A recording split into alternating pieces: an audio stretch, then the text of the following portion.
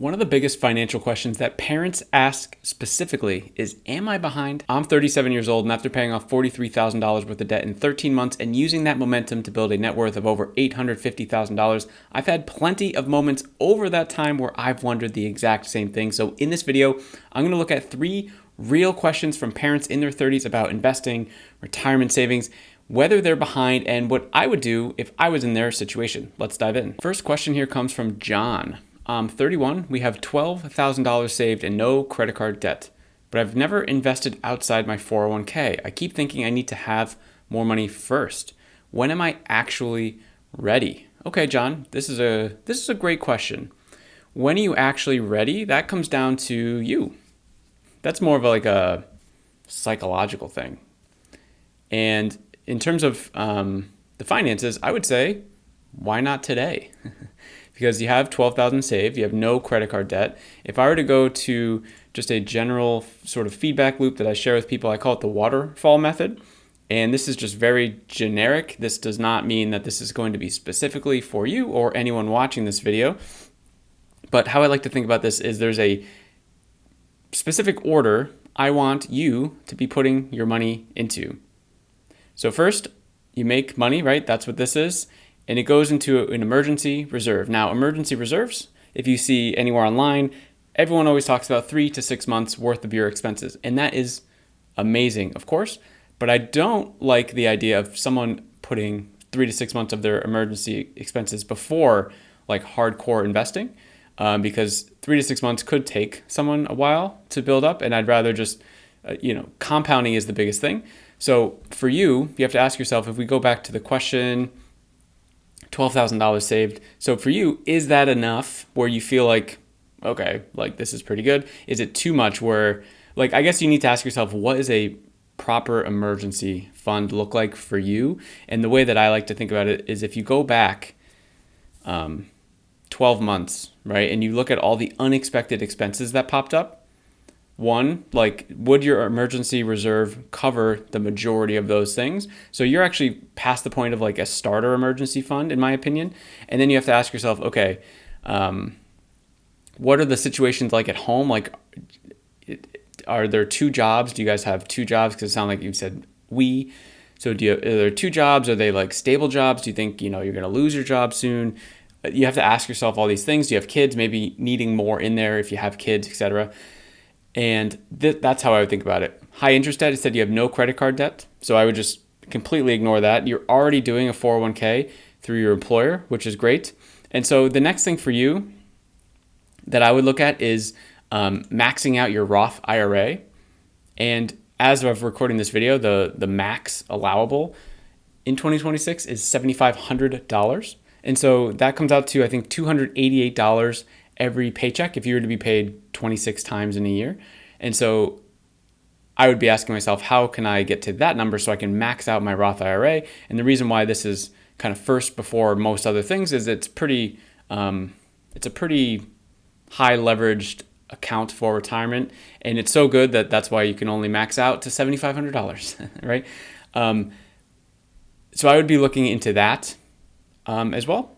And personally, my wife and I, we have one just simply set up on Vanguard. The one thing that many people make a mistake on with a Roth IRA is they put money into the Roth IRA and they're like, hey, nothing's happening here. There's no compounding. It's just like a savings account, because it's kind of a 2-step process. You have to put money into the Roth IRA and then you have to select how to invest that money and what you want to do with that. So that would be my first goal for you here, John. And I think really what we need to ask ourselves is, how long did it take you to get to that $12,000 saved?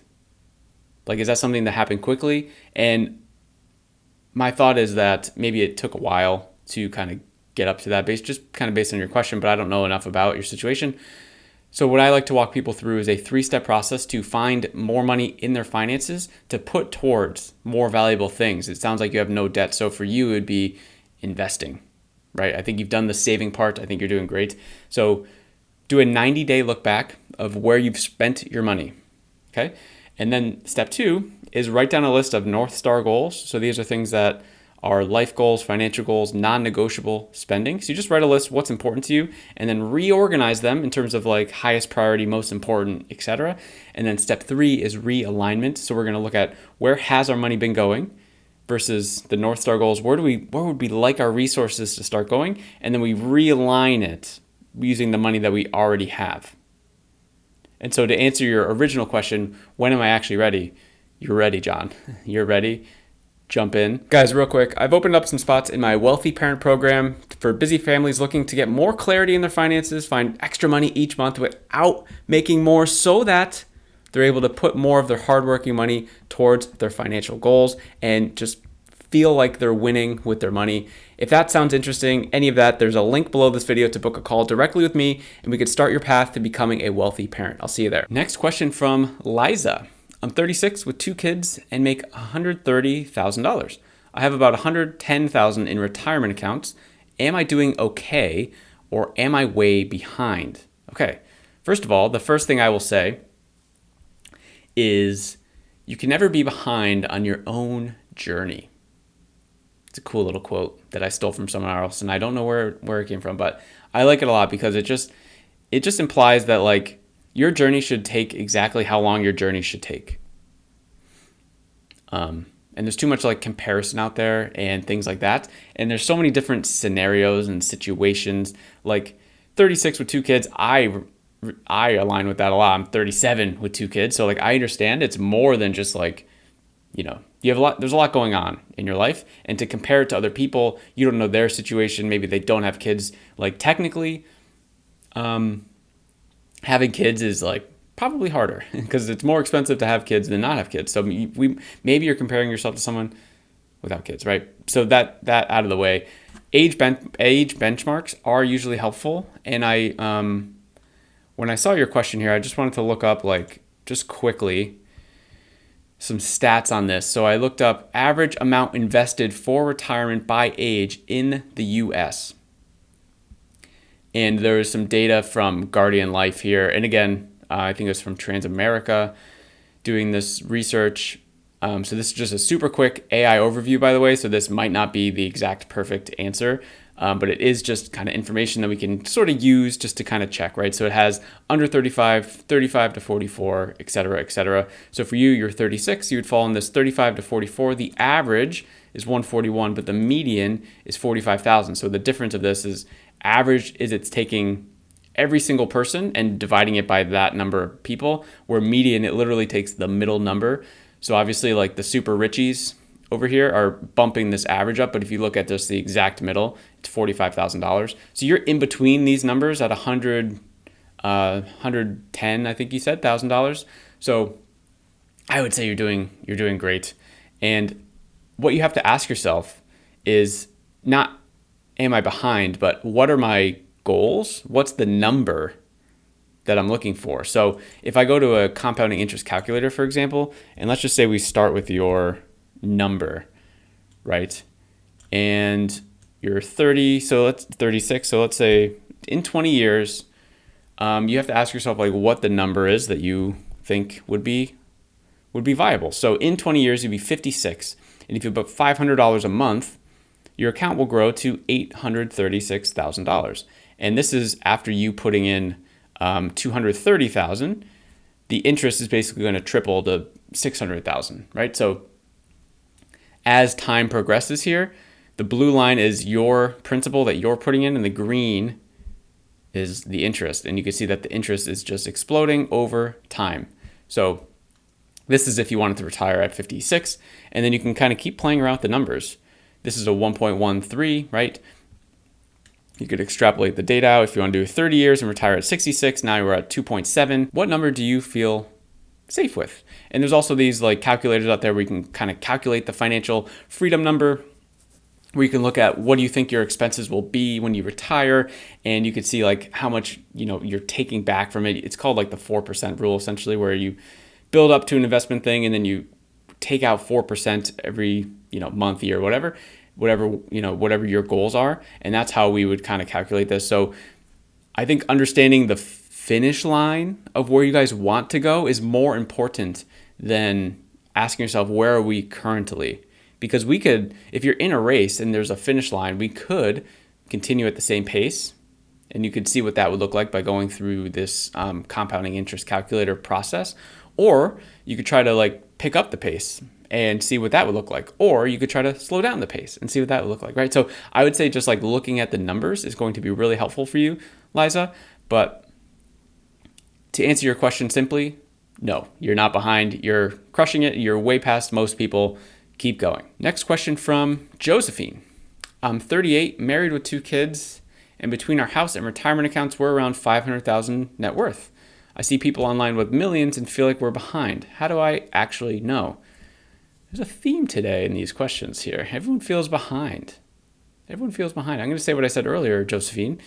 You can't be behind on your own journey. I'll say it every video to every question if I need to, because it's a really important thing. And once you shift that, now you can also use that as leverage, like a dangling carrot for you and your partner with your family. It's like, if you feel behind, use it to your advantage. And like, how do I improve? And like I was just talking to Liza, let's look at the data and see like, what, if there is a finish line, what is that finish line for us? The pace that we're currently going at, what speed would that get us there? Do we want to speed up? Do we want to slow down, etc.? And I would also say to not compare yourself to people online. That's just like my biggest takeaway from this question, because what happens online is, of course, like people lie. People just lie, first of all. You don't know their situation. We don't know, like maybe they have a ton of, they have I don't know, they have a lot of assets or something, but they also have like a ton of debt, and they're just still stressed up to their eyeballs, but they frame it in a way where they can put out a number that says like, oh, I have got $2 million of real estate, but they've got like 5 million of debt or something. You know what I mean? Like, so you don't know, you never know. So I think the net worth number is a helpful tool to kind of look at and just see like overall progress where you're at. And this is something my wife and I do just on a quick monthly basis. We just throw all our stuff in a spreadsheet and just see where we're at. But it's more of a, hey, is the number going up or down or staying the same? And really it kind of chunks down to, are the actions that we are taking every day, every week, every month, are they leading to progress? And right now for us, yes, they are. And so I would maybe look at that for you inside my personal finance community. It's linked on my homepage of my YouTube. I have a simple net worth tracker. It's completely free for everyone in the free group. And it's just a quick way to just list out like all your cash, retirement accounts, your home assets, all these other assets, and then all the debts that you have, like your mortgage and everything like that. It just quickly gives you a number, and you can sort of just track it in a graph over a long enough period, and you can just see. So I would recommend doing something like that. But I would say overall, like 38 years old, married with 2 kids, $500,000 net worth, you're definitely not behind. You're definitely not behind. I'd love to know, Josephine, if you're watching this, like when you started, because like think about like when I look back at how I started my journey, like I didn't even know how much money was in my bank account, right? And now next year we're going to be crossing $1 million net worth, like definitely, just based on how the trajectory is going. So it's just like looking at where you have been and where you are is better. I would rather compare myself to me than compare myself to other people, because sometimes people are slower to start. Sometimes people are faster to start. But again, it's a super long race. Like personal finance, there's not an end game in personal finance. If you don't want there to be, there can just be the next level, the next step, the next process. So we're technically in a race, but we don't know where the finish line is. So one, I would say, understand your finish line, because everyone should have a finish line. If we're just running to run, that's going to be tough to like know when we're stopping. It feels like we're being punished or something. It's like, when do I stop? When do I stop? So I would think about that. But really at the end of the day, great job, Josephine, and your partner, and keep crushing it.